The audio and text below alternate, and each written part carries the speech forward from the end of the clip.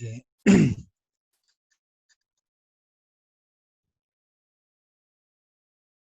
ok, entonces, la idea de estas sesiones es un poco más aplicada y ya no tanto teórica, en el sentido de que vamos a aprender o estamos aprendiendo a analizar los resultados que nos arroja el IBIOS, ¿ok? A un nivel básico.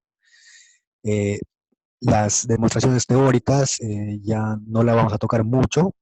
Como ustedes comprenderán, es muy extenso y el horario y las circunstancias de las clases se nos hace un poco complicado hacer esas demostraciones.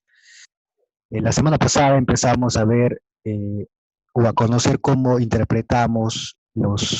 esos números, esos resultados que nos arroja el IBIOS cuando hacemos una estimación de un modelo econométrico. Básicamente, lo que vimos fue eh, interpretamos los coeficientes betas, eso era ¿no? Nuestra primera chamba, como dijimos, era estimar los coeficientes betas, luego de ello interpretar cada uno de esos coeficientes betas, luego lo que vimos fue este, hacer un contraste de hipótesis, ¿no? Hacer un contraste de hipótesis sobre los coeficientes betas, ¿no? Hicimos la prueba T-Student, que es la prueba para ver si los coeficientes individualmente son significativos o no lo son. Para eso usaban la prueba T-Student, ¿no? Y el contraste de hipótesis se hacía para cada uno de los coeficientes estimados, es decir, para cada uno de los betas. Luego dijimos que la prueba de hipótesis lo haríamos o lo hemos hecho solo usando los valores de los p-values, ¿no? O sea, usando las probabilidades, los p-valores, ¿no? Esta parte, básicamente. Entonces, lo que dijimos, ¿no? Nuestra regla de decisión era la siguiente. Si el p-valor, es decir, ¿no? Si estos p-values de cada coeficiente es menor al nivel de significancia, el nivel de significancia que escogimos fue el 5%, ¿ok? Entonces, si el p-valor es menor al 5% o a 0.05, ¿no?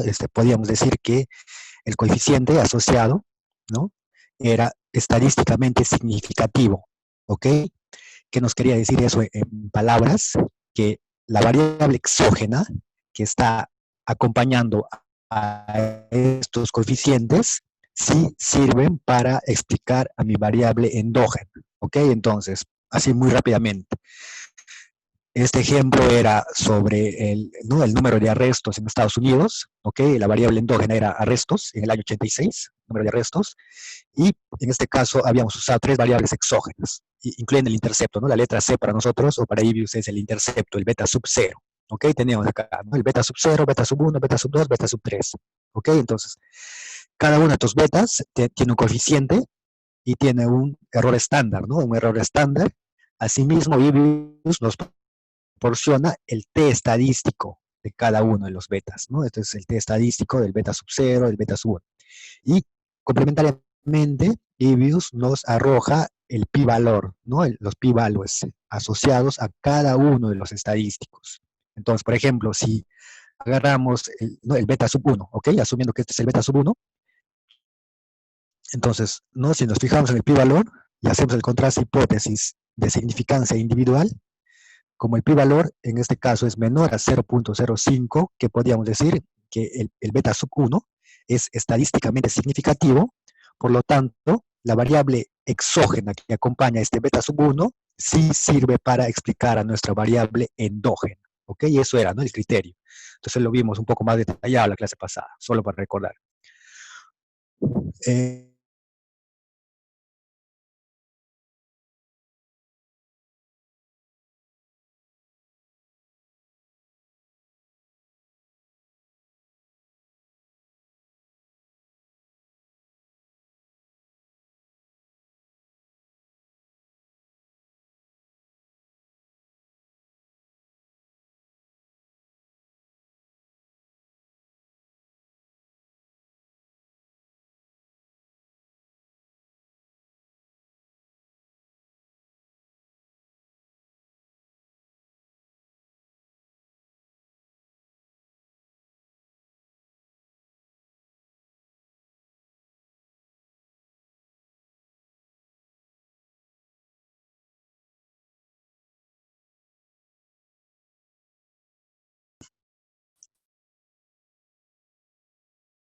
Por favor, me confirma si se escucha. Creo que se fue la transmisión. Yes, professor. Ok, ok. Gracias. Voy a volver a compartir la pantalla. ¿Está bien?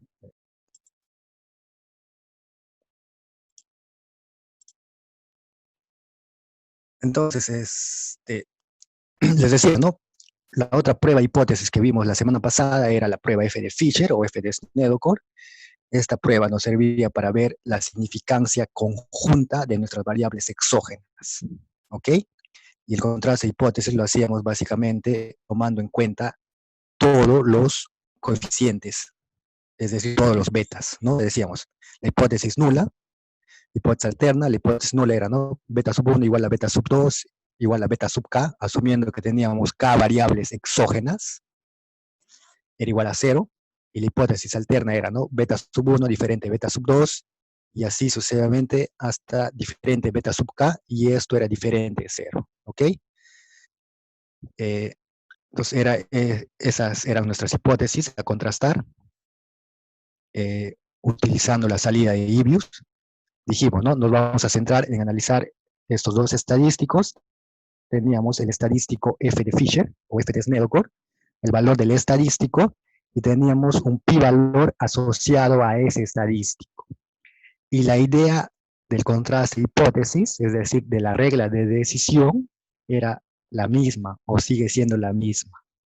Si el pi-valor asociado al F estadístico es menor a 5%, menor al nivel de significancia, ¿qué hacíamos? Rechazábamos la hipótesis nula.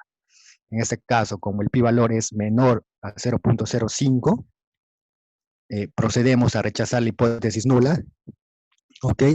Rechazamos esta hipótesis nula, descartamos esta hipótesis nula y por ende aceptamos esta hipótesis alterna, donde cada uno de los betas estimados es diferente entre ellos y es diferente de 0. ¿Qué me quiere decir esto? Que los betas o las variables exógenas que estoy incluyendo en mi modelo conjuntamente me sirven para explicar a mi variable endógena. ¿Ok? Conjuntamente, ¿no? Si junto estas tres variables exógenas, incluir el intercepto, ¿no? Conjuntamente sí sirven para explicar a quién, a mi variable endógena. ¿Ok? Eso fue lo que vimos la semana pasada. ¿Hasta ahí alguna pregunta, comentario, chicos, para pasar a lo que es la sesión de hoy? Que son dos puntos muy elementales para terminar esto, ¿no? Esta explicación respecto a la salida de Libius. ¿Okay? Lo que estamos aprendiendo, repito, es, ¿no?, cómo interpretar estos numeritos, estos estadísticos que están acá. ¿No? Uno, cuando hace la estimación en Libius, no es complicada hacer la estimación en Libius, ¿no? No es nada complicado, pero lo complicado, entre comillas, viene a ser, ¿no?, cómo interpreto estos números, estos coeficientes, estos estadísticos, ¿para qué me sirve? ¿Ok? Eso es la idea de la sesión de hoy. Entonces, ¿alguna pregunta respecto a esto? Para pasar a lo que vendría a ser la sesión de hoy.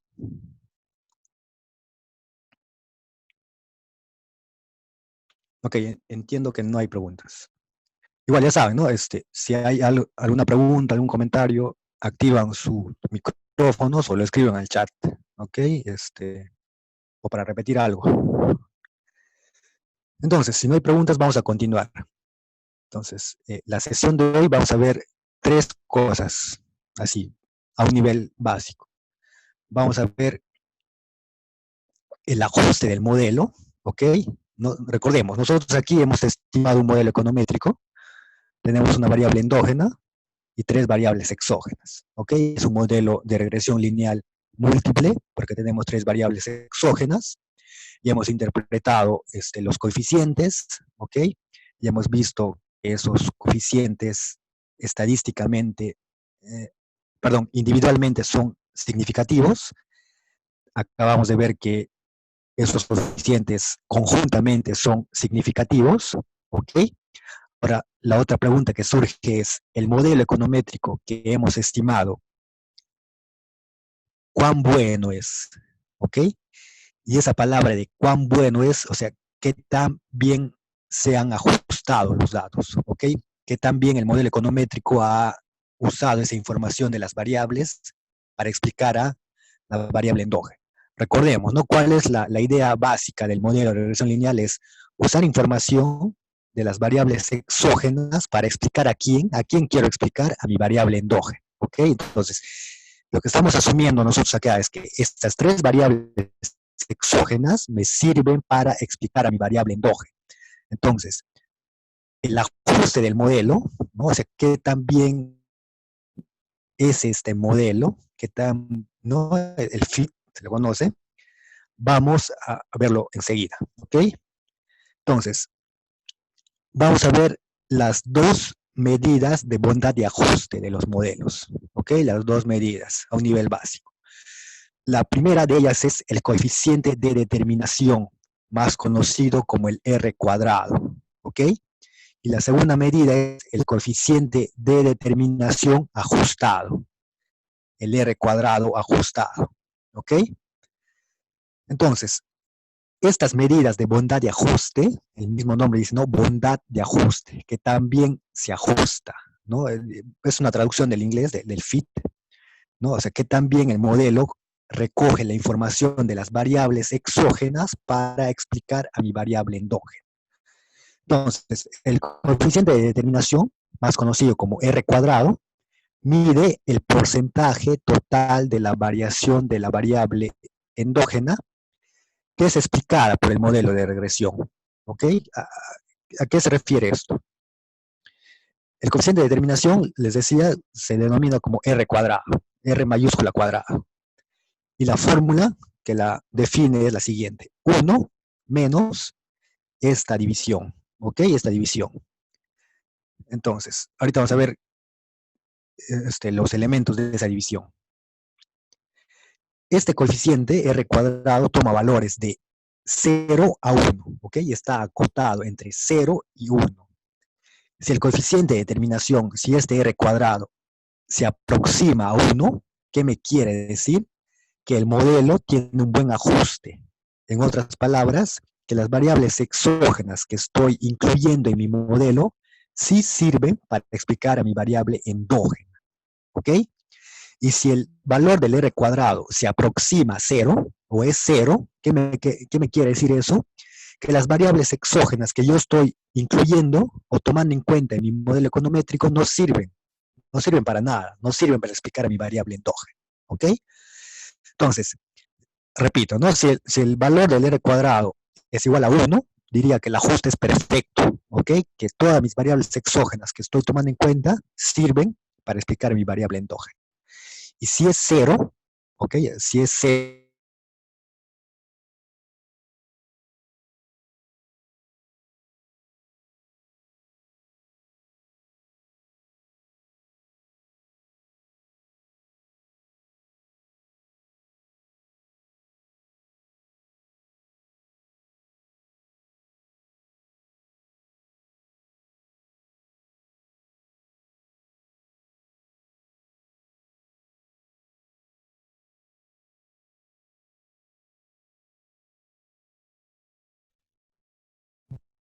ok, la suma de los cuadrados.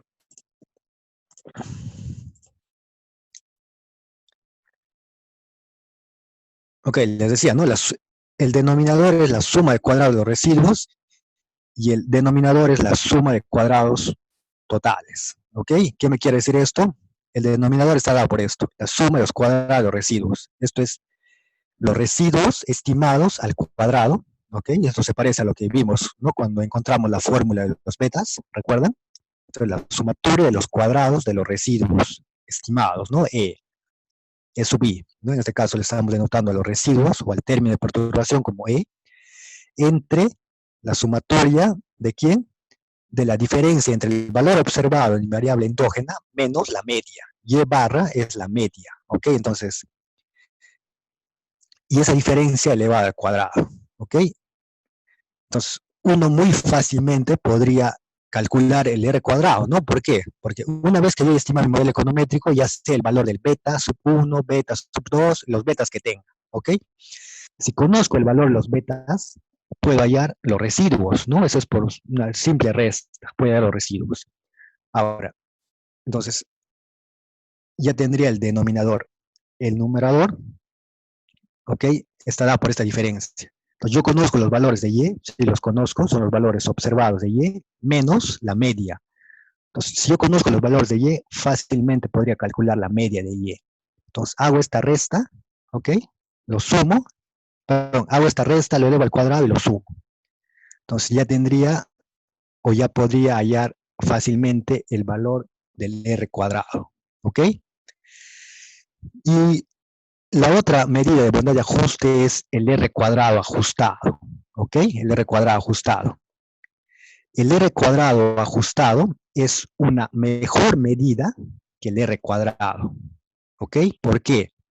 Porque el r cuadrado ajustado penaliza el aumento artificial del r por agregar variables exógenas al modelo. ¿Cómo así?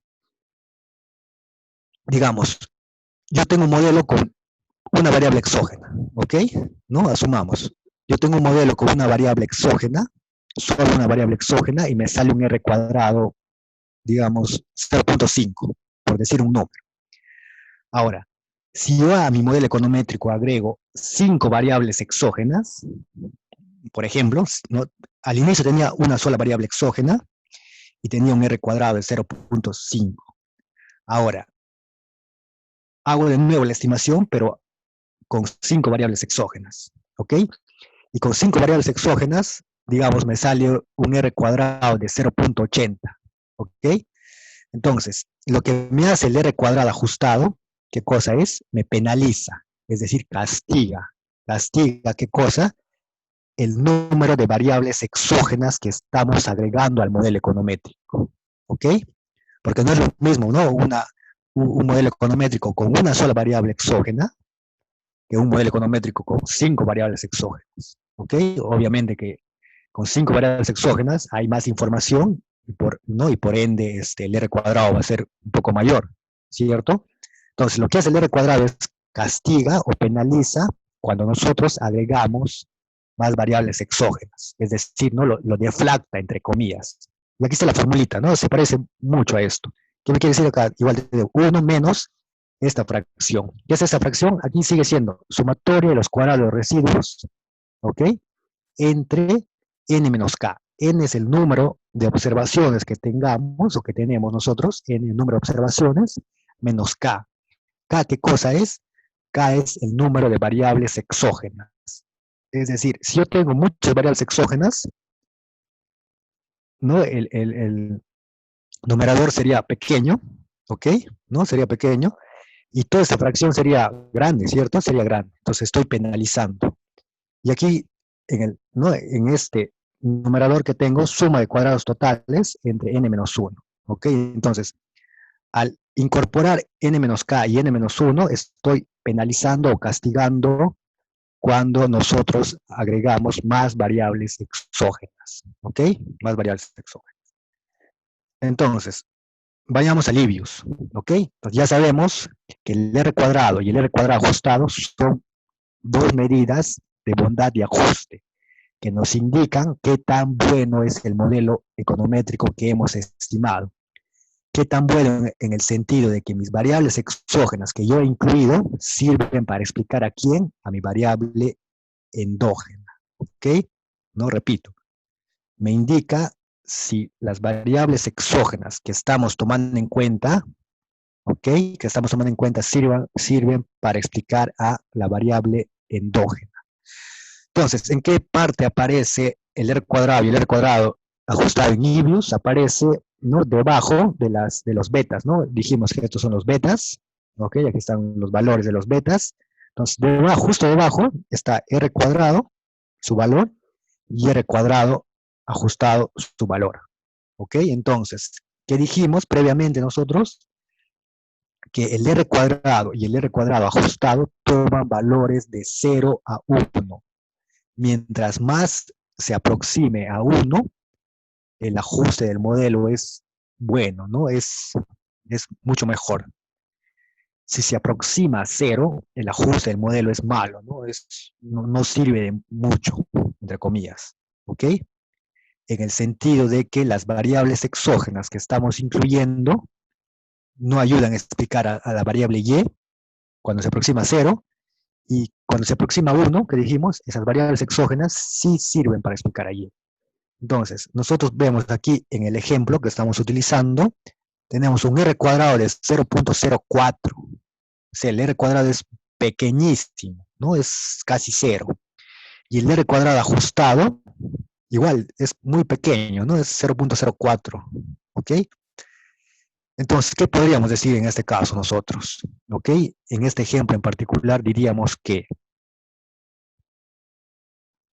las variables exógenas, es decir, estas tres variables exógenas, solo explican, ¿ok?, un 4% la variabilidad de la variable endógena, ¿ok? Entonces, si ustedes se dan cuenta, aquí está en decimales, por decirlo.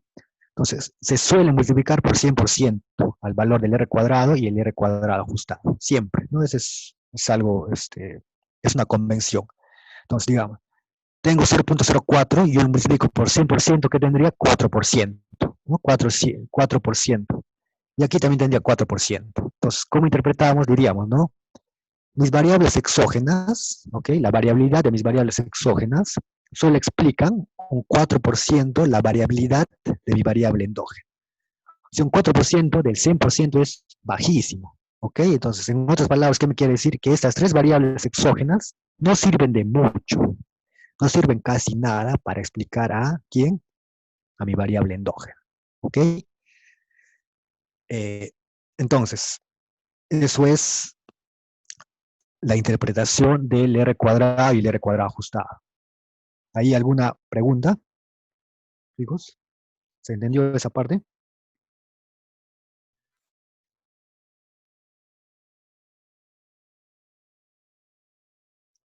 Ok, entonces voy a asumir que sí se entendió.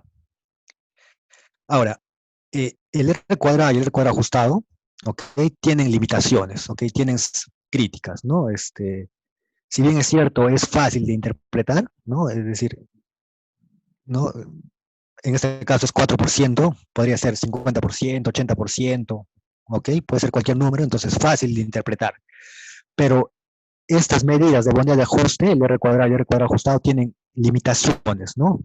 Limitaciones, tienen desventajas y muchas críticas. Entonces vamos a ver acá algunas limitaciones que tiene el R cuadrado, algunos problemas que tiene el R cuadrado. Entonces, el R cuadrado es muy usado, se suele usar mucho, se suele interpretar casi siempre, pero tiene ciertos problemas, ¿ok? Es decir, es muy engañoso mirar el R cuadrado sin mirar los datos. ¿Cómo así? Si yo solo me centro en mirar el R cuadrado, ¿ok? En este caso, ¿no? Es malo, entre comillas, pero supongamos si nos hubiese salido 0.90, en este caso sería bueno, ¿no? Entonces, pero es muy engañoso mirar solo el R cuadrado, sin mirar los datos, ¿ok? ¿Por qué? Porque puede darse un problema de regresión espuria, ¿ok? No sé si han escuchado ese término, una regresión espuria. Una regresión espuria, en términos simples, es que la relación que puede existir entre las variables, ¿ok?, no tiene ningún sustento económico. ¿Cómo así? Vamos a ver un ejemplo, acá un ejemplo muy famoso. Entonces, supongamos que nosotros estamos haciendo un modelo de regresión entre ¿qué? Entre el número de nacimientos en un año cualquiera en Estados Unidos, ¿ok? Mi variable endógena es el número de nacimientos, ¿no? El número de bebés que han nacido en un año cualquiera en Estados Unidos. Y como variable exógena vamos a asumir que es el número de cigüeñas en ese mismo año, ¿ok? En Estados Unidos.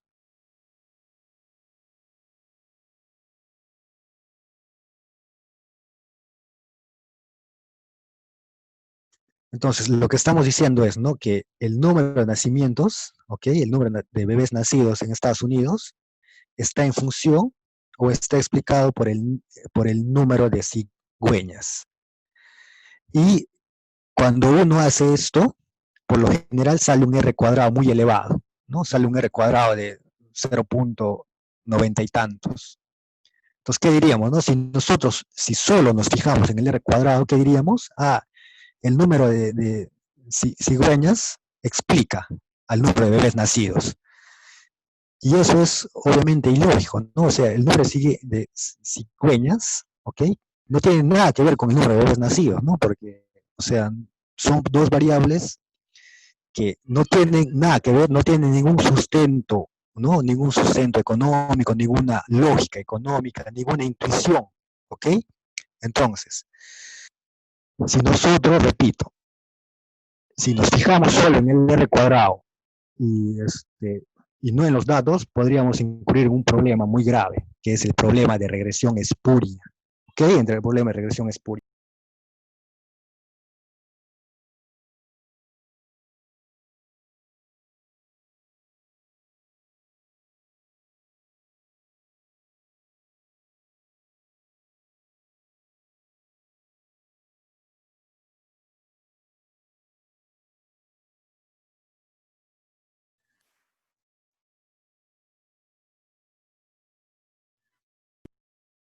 Ok, chicos, entonces, ¿no?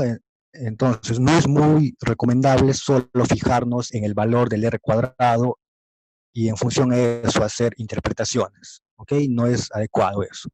Nosotros como economistas, o ustedes como futuros economistas, tienen que ser conscientes de qué variables están usando para explicar, ¿no? A la variable endógena. ¿Okay? Cuando ustedes hagan sus tesis, hagan alguna investigación y tengan que usar un modelo econométrico, ¿okay? Tienen que ser muy conscientes de las variables que están usando o que van a usar al hacer la estimación de ese modelo econométrico.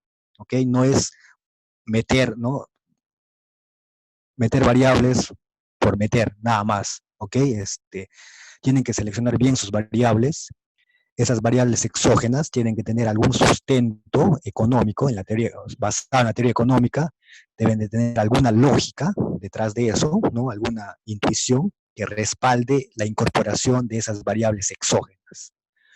¿Ok? Porque si ustedes ponen cualquier variable exógena, ¿no? Como aquí, ¿no? O sea, el número de bebés no tiene nada que ver con el número de cigüeñas, ¿no? O sea, no tiene nada que ver. Solo son mera correlación lineal, ¿ok? Entre ambas variables, ¿sí? O sea, no hay una relación causal. Nosotros o ustedes son bien conscientes de la gran diferencia que existe entre una correlación y ¿no? Y lo otro que es la causalidad.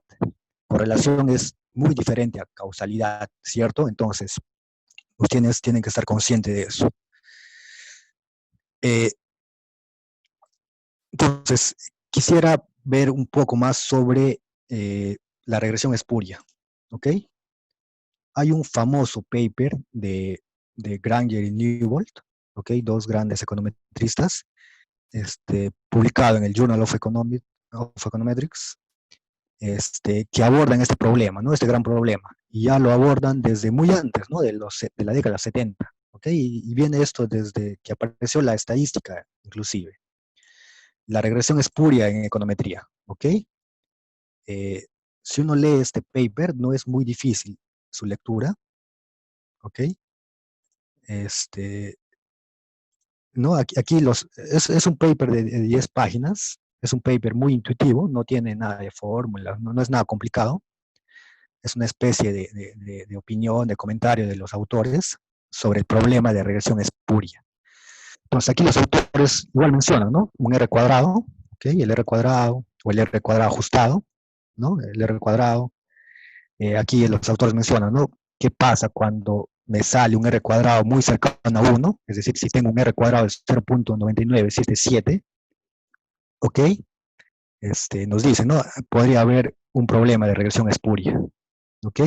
Básicamente, un problema de regresión espuria es que si yo correlaciono dos variables y me sale un R cuadrado muy alto, pero esas dos variables no tienen nada de relación, ¿no? Es decir, yo podría correlacionar, hacer un modelo econométrico con el PBI de Perú, ¿ok? El PBI de Perú y el número de piedras que hay en un lago, ¿ok? ¿Se entiende eso? Es decir, mi variable endógena es el número, perdón, mi variable endógena sería el PBI de Perú. Tengo el PBI de Perú. Y variable exógena, mi variable exógena sería el número de piedras que hay en un lago, ¿ok? En un lago, en cualquier lago o laguna. Yo hago esa relación, estimo ese modelo y me sale un R cuadrado de 0.80. Y si nosotros solo nos enfocamos en el R cuadrado que diríamos, mi modelo tiene un buen ajuste, ¿ok? Y eso implicaría que el número de piedras que existen en una laguna explica al PBI de Perú. O sea, eso, ¿no? Eso es algo ilógico, no tiene nada, ¿no? Nada de sentido económico, ¿ok? Entonces, a los interesados yo les invitaría a leer un poco este paper, que es muy interesante, y no es difícil su lectura, ¿no? No es difícil su lectura porque los autores, explican ciertas cosas que nosotros sí hemos visto en el curso, ¿ok? Por ejemplo, ¿no? Aquí tenemos un modelo como el que vimos en su expresión matricial. Tenemos, ¿no? El valor esperado de los errores es igual a 0. La matriz de varianzas, covarianzas es igual a sigma cuadrado multiplicado por la matriz de identidad, que lo vimos en la sesión anterior. ¿Se recuerdan de la prueba F? La prueba de significancia conjunta. Aquí está la prueba de significancia conjunta. Este es el estadístico F para ver para hacer el contraste de hipótesis ¿no? de la prueba de significancia conjunta, que ya lo vimos también nosotros, ya sabíamos interpretar. ¿Se acuerdan de cómo definíamos el error de estimación? Era, ¿no? Mi variable menos, ¿no? Este estimado, es el error de estimación. ¿Ok? Entonces, aquí está, ¿no? El modelo econométrico, un poco más, digamos, más extendido. Entonces, si uno fácilmente, o ustedes fácilmente podrían revisar este paper. Aquí está, ¿no? El estadístico T-Student, ¿se acuerdan? T-Student que hicimos para la prueba de significancia individual. Hay varias cosas que ya vimos, chicos, ¿no? Algunas otras que aún no, ¿ok? Pero fácilmente podrían entender al menos la idea de este paper, que es un buen paper, que nos menciona justo este problema que estamos viendo, ¿no? El problema de la regresión espuria, el problema que tiene el R cuadrado, ¿ok? Repito, nosotros somos economistas, vamos a ser economistas y no podemos solo enfocarnos en el R cuadrado, y si el R cuadrado es muy alto, decir, mi modelo es bueno, mis variables exógenas sí sirven, ¿no? Son las mejores. Tenemos que ser conscientes qué variables exógenas estamos incorporando en el modelo econométrico, ¿ok? No, repito, las variables exógenas que uno toma en cuenta en su modelo econométrico tienen que estar respaldados, sustentados en la teoría económica, ¿ok? En la teoría económica. Entonces, ¿hasta ahí alguna pregunta, chicos? Repito algo, se ha entendido esta parte del R cuadrado y las limitaciones y los problemas que puede tener o puede llegar a tener si no somos conscientes de las variables que estamos incorporando. Sí, profesor, está claro. Ok, perfecto. Igual, ya saben, ¿no? Si no se ha entendido o repito algo, no hay ningún problema. Solo me avisan y la idea es que se entienda porque como siempre les digo, les va a servir esas cosas, ¿no? Les va a servir ahora, les va a servir más adelante. Ok, entonces, solo estamos interpretando una salida muy básica y Entonces, ¿nos ahora, podría compartir el paper que acabo de mostrar sobre sí, la sí, relación? sí, ok, sí, los comparto al grupo luego de la sesión, ok, para que ustedes lo lean. Otra cosa que, digamos, otro objetivo ya adicional al menos a las clases que yo les estoy mostrando, es que ustedes cuando lean algún libro de econometría un poco, entre comillas, un poco más avanzado o algún paper, ¿no? No tengan dificultades, ¿no? No tengan dificultades porque, como les digo, ¿no? Las cositas que estamos viendo se presentan en papers, ¿no? En artículos científicos, pero están fundamentadas en estas cosas de aquí, ¿no? Cuando uno hace, por ejemplo, una tesis o hace una investigación, este modelo econométrico sí o sí tienes que interpretar tu R cuadrado, ¿ok? Y ahí yo, digamos, ¿no? Con lo poco que sé o la poca experiencia que tengo haciendo investigación y cuando veo o leo tesis, al menos en la facultad, veo ese problema, ¿no? Hay chicos o hay tesis en general que incorporan variables exógenas que no tienen nada que ver, ¿no?, con tu variable endógena, ¿ok? Hacen una mala interpretación del R cuadrado, hacen un contraste hipótesis que no se entiende y no tiene sentido, ¿no? Básicamente. Entonces, la idea es que ustedes aprendan estas cositas, al menos a un nivel básico, para que no tengan esos problemas. Obviamente necesitan mejorar más de esto, ¿no? Esto es muy básico, digamos, pero estoy seguro que más adelante lo van a mejorar ustedes. Ok, entonces, ya vimos el R cuadrado y R cuadrado ajustado, que son dos medidas de bondad de ajuste. ¿Ok? Lo otro son cómo selecciono modelos. Vamos a ponernos en el caso de que yo estoy estimando un modelo econométrico, tengo una variable endógena, ¿ok? Y tengo, digamos, 10 variables exógenas, por ejemplo, ¿ok? ¿Ok? Tengo una sola variable endógena, una y tengo 10 variables exógenas, 10x, ¿no? 10 variables exógenas. Y la pregunta es, ¿estimo mi modelo econométrico usando las 10 variables exógenas? Uno podría decir, no, sí, porque están todas las variables exógenas. Y otro puede decir, no, mejor estima solo con 5 variables exógenas, ¿ok? Selecciona 5 variables exógenas y estima con esas 5 nada más. Y otro puede decir, no, con 3, mejor con 7, ¿no? Y así podrían haber una infinidad de modelos econométricos, dependiendo de cuántas variables exógenas vamos a incluir o queremos incluir en el modelo econométrico. Entonces vamos a asumir que solo estimamos dos modelos econométricos. ¿Está bien, chicos? Dos modelos econométricos. Vamos a decir, ¿no? Voy a estimar el modelo econométrico número 1, que tiene 5 variables exógenas. ¿Ok? Y el modelo econométrico número 2, que tiene 10 variables exógenas. Entonces, estoy estimando dos modelos econométricos con la misma variable endógena. La diferencia es que en uno tengo 5 variables exógenas y en el otro modelo econométrico tengo 10 variables exógenas. ¿Ok? Entonces, vamos a asumir que estimamos y nos sale, ¿no? Nos sale para el modelo econométrico 1, nos sale esto, ¿ok? Nos sale esto, por decir, ¿no? Y para el otro modelo econométrico también nos sale otra salida de Ibios, obviamente, ¿no? Con otros datos.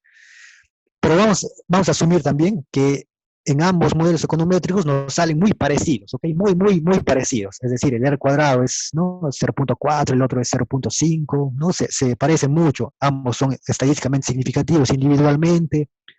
Conjuntamente son significativos también. ¿Ok? Entonces los coeficientes también no se diferencian mucho. Es decir, ¿no?, solo cambian algún decimal, algunas cositas nada más cambian. ¿Ok? Entonces vamos a ponernos en ese supuesto extremo quizás. Y la pregunta es, tengo dos modelos econométricos, uno con 5 variables exógenas y la otra con 10 variables exógenas, y los resultados que me arroja Ibios, ¿ok? Los resultados, ¿no?, los valores de los coeficientes, de los demás estadísticos, son muy parecidos, muy parecidos, ¿no? O sea, no difieren mucho. La pregunta es, ¿cuál de estos dos modelos econométricos elijo? ¿Cuál de ellos? ¿Ok? ¿Cuál de ellos? ¿El de 5 variables exógenas o el de 10 variables exógenas? Entonces ahí es una gran pregunta, ¿no? Es una pregunta muy importante. ¿Cuál de los dos modelos econométricos elijo? ¿Con cuál me quedo? Porque nosotros tenemos que quedarnos con un modelo econométrico, entre comillas, con el mejor modelo econométrico que hemos estimado. Entonces, una forma de seleccionar modelos, ¿no? O sea, ¿cómo selecciono modelos? ¿No? Esa es una pregunta. ¿no? ¿Cuál de los modelos me sirve? ¿Cuál es mejor, entre comillas? Es una muy buena pregunta. Entonces, para seleccionar modelos, ¿no?, modelos econométricos estimados, se usan los criterios de información, ¿ok? Los criterios de información. Entonces, si tenemos R cuadrados muy parecidos, o sea, no me dice quién es mejor que el otro, ¿no? O sea, tenemos R cuadrados muy parecidos, muy cercanos, entonces yo no sé, ¿no?, cuál modelo es mejor, ¿no? Cuál modelo se ajusta mejor a los datos. Pues en este caso es mejor o es recomendable usar los criterios de información para seleccionar el modelo econométrico, ¿ok? Estos criterios de información toman en cuenta tanto el ajuste del modelo como el número de parámetros que hemos estimado. ¿Cómo así? Es decir, estos criterios de información ya toman en cuenta la información que me da el R cuadrado. ¿Ok? Ya incorporan, entre comillas, el R cuadrado. Y asimismo incorporan el número de parámetros que estamos estimando. ¿Ok? Es decir, entre comillas, los criterios de información, entre comillas, repito, son mucho mejores al R cuadrado, ¿no? Cuando uno compara modelos. ¿Ok? ¿Por qué? Porque los criterios de información ya están incorporando, ¿no? Ya está incorporando el R cuadrado y a su vez está incorporando el número de parámetros que hemos estimado, porque como dijimos, no es lo mismo estimar un modelo econométrico con 5 variables exógenas que estimar un modelo econométrico con 10 variables exógenas. No es lo mismo. ¿Por qué? Porque hay más parámetros para estimar en el segundo modelo econométrico, ¿ok? Y hay, ¿no? Y hay muchos estadísticos que cambian, ¿no? De valor, obviamente, ¿ok? Entonces, no es lo mismo. Hay básicamente dos criterios de información. Hay muchos, ¿no? Okay, hay muchos criterios de información, pero hay dos que son muy utilizados, ¿no? Que son muy utilizados. Uno de ellos es el criterio de información de Akaique, ¿ok? De Akaique. Está denotado por, ¿no? AIC, Akaique Information Criteria, y el criterio de información de Schwartz, ¿ok? De Schwartz. Entonces, estos dos criterios de información son muy utilizados para seleccionar los modelos, ¿ok? Econométricos. Entonces, aquí está la fórmula, ¿ok? Aquí están las fórmulas. Esta es la fórmula de la Akaique y esta es la fórmula del Schwartz, ¿ok? K, K, ¿qué cosa es? K es el número de parámetros que estamos estimando, ¿ok? Si nosotros, por ejemplo, estimamos un modelo econométrico con 5 variables exógenas, ahí tendríamos 5 betas, más el intercepto tendría 6 betas, ¿ok? Pero si estimamos un modelo econométrico con 10 variables exógenas, tendría 10 betas, más el intercepto tendría 11 betas. ¿Ok? Entonces, estos criterios de información, ¿qué hacen? Básicamente toman en cuenta el ajuste del modelo y el número de parámetros, y penalizan por el número de parámetros. Si uno incorpora más variables exógenas a su modelo econométrico, obviamente que el ajuste va a ser mucho mayor, pero a la vez estoy aumentando el número de parámetros a estimar, ¿ok? Entonces, estos criterios de información, repito, penalizan la incorporación de más parámetros. Entonces, aquí tenemos, ¿no? Esto es el logaritmo de la varianza, ¿ok? De la varianza residual, más esa división, acá es 2 veces K entre N. K que era, repito, K era el número de parámetros que estamos estimando, ¿ok? Entonces, 2K entre N, ¿no? Acá estoy penalizando. Es decir, si tú tienes más parámetros, más betas, te voy a penalizar, te voy a castigar más, ¿ok? Acá igual, ¿no? Aquí tengo en el Schwartz, ¿no? El logaritmo de la varianza residual, ¿ok? Más esta división, que tengo K multiplicado por el logaritmo de N. N es el número de observaciones, ¿ok? Dividido entre el número de observaciones. O sea, ¿qué es lo que hago? Es, ¿no? Tengo el logaritmo de N multiplicado por K. Si K es mayor, si tengo muchos betas, entonces estoy penalizando, ¿no? Estoy castigando a ese modelo econométrico que tiene muchos betas. ¿Ok? Lo que les decía, ¿no? Ambos criterios de información toman en cuenta un término de penalización por el número de parámetros. ¿Ok? Si tú estás incorporando más variables exógenas, por ende vas a tener más parámetros. ¿Ok? Entonces, si tú tienes más parámetros, obviamente tu R cuadrado y tu ajuste va a ser mejor. Pero te voy a penalizar, ¿por qué? Porque estás aumentando el número de parámetros, ¿ok? Y aumentar el número de parámetros ya, cuando uno aumenta el número de parámetros, perdón, el modelo econométrico deja de ser parsimonioso, ¿ok? El término de parsimonioso nos quiere decir que un modelo econométrico no tiene que ser muy extenso en número de variables exógenas, ¿ok? No tiene que ser muy extenso en número de parámetros, ¿sí? Es decir, yo no puedo estimar un modelo econométrico con 1000 variables exógenas, ¿ok? Porque eso no es parsimonioso, ¿no? O sea, tampoco creo que sería muy lógico estimar con 1000 variables exógenas. Entonces, lo que hacen estos criterios de información es penalizan a los modelos econométricos que incluyen más variables exógenas o cuando tengan más parámetros a estimar. ¿Ok? Estos criterios de información se utilizan cuando uno estima o utiliza modelos econométricos anidados, ¿ok? Anidados. Anidados quiere decir cuando tengo la misma variable endógena, pero voy añadiendo variables exógenas, ¿ok? Les decía, ¿no? Al inicio, si yo tengo mi variable exógena, perdón, misma variable endógena, y tengo un modelo econométrico con 5 variables exógenas. Estimo ese modelo econométrico con 5 variables exógenas. Tengo un R cuadrado, tengo un criterio de información, ¿ok? No tengo todos los parámetros. Ahora, tengo la misma variable endógena y ahora incorporo una variable exógena. Tendría 6 variables exógenas, ¿ok? Entonces, a eso se conoce como modelos anidados. Cuando uno o cuando nosotros vamos añadiendo uno por uno variables exógenas al modelo econométrico, ¿ok? Entonces, ¿cuál es el criterio para seleccionar modelos?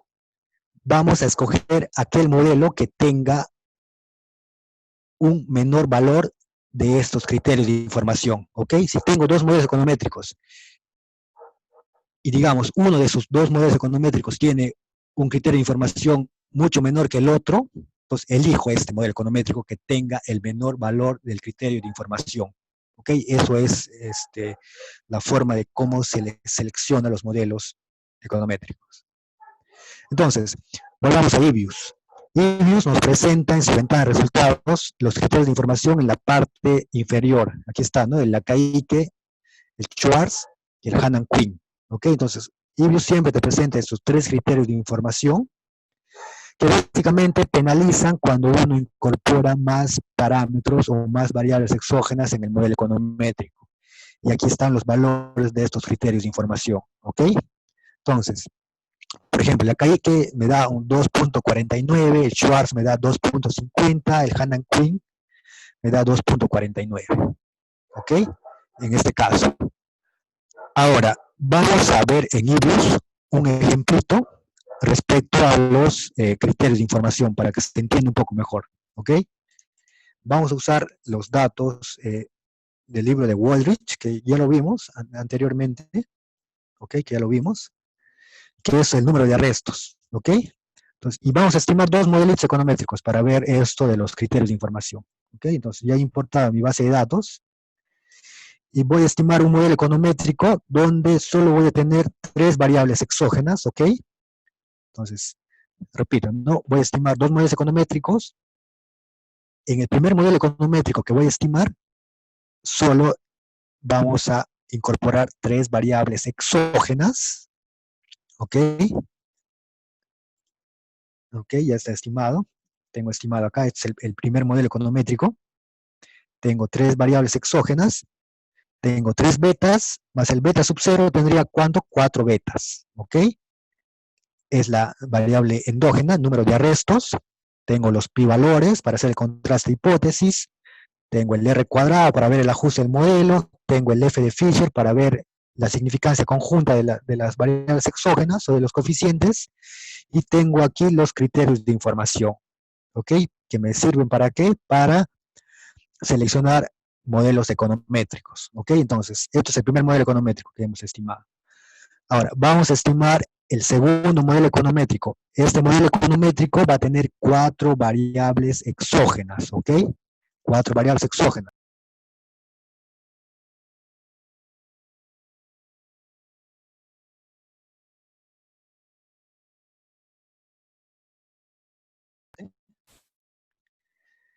Tenemos estimado el modelo econométrico. Tengo aquí el modelo econométrico número 2, el modelo econométrico número 1. ¿Ok? Entonces, si nos fijamos, variable dependiente, número de arrestos en el 86, variable dependiente, número de arrestos. Ambos han sido estimados por mismos cuadrados ordinarios. Ambos han usado 2.725 observaciones. En este caso, n sería igual a 2.725. Ambos tienen.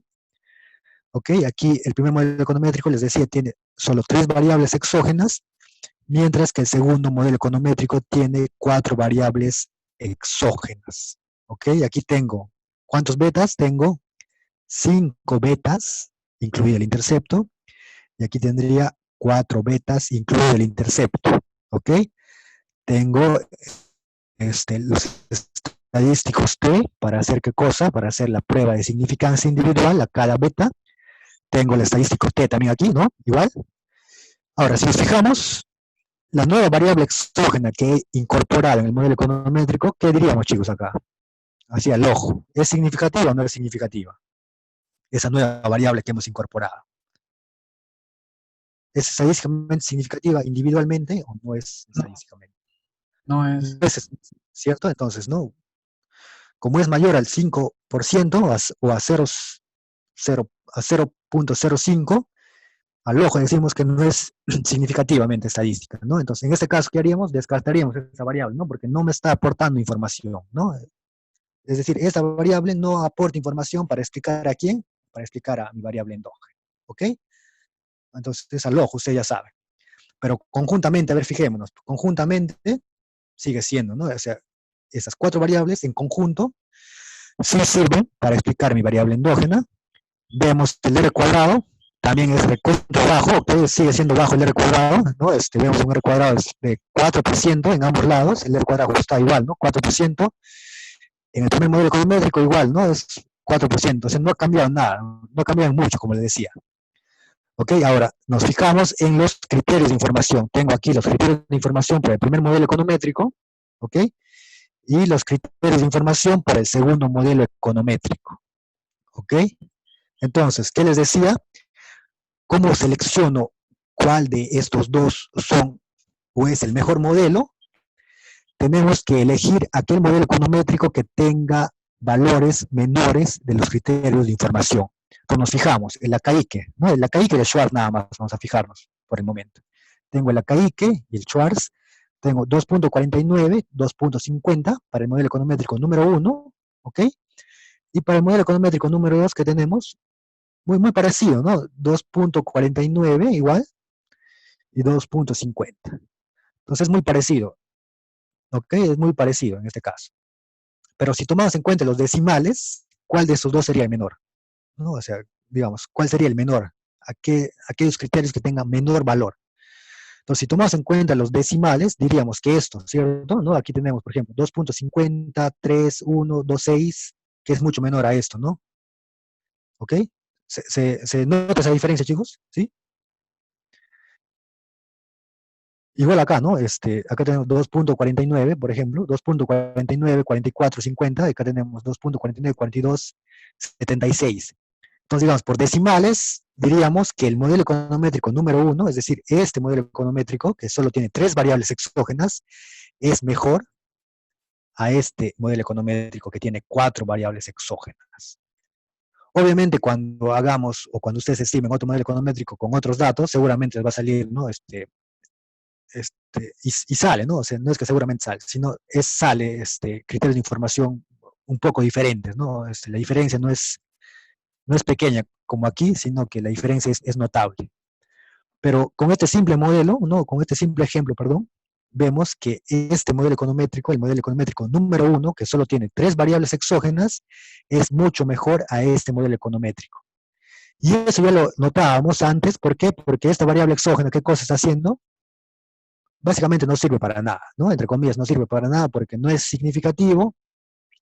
Se incorpora esta variable exógena, mi R cuadrado casi no se mueve en nada, ¿ok? No se mueve en nada y lo que me dice los criterios de información es que, no, mejor elige esto, ¿ok? Si tienes que elegir entre los dos modelos econométricos, mejor elige esto, ¿ok? Elige el primer modelo econométrico. ¿Por qué? Porque esta variable que estás incorporando básicamente no sirve para nada, ¿no? Mejor sigue, mantente con esto, ¿ok? Mantente con este modelo econométrico. ¿Ok, chicos? ¿Se ha entendido esa comparación, esa selección de modelos a un nivel básico al menos? Los escucho.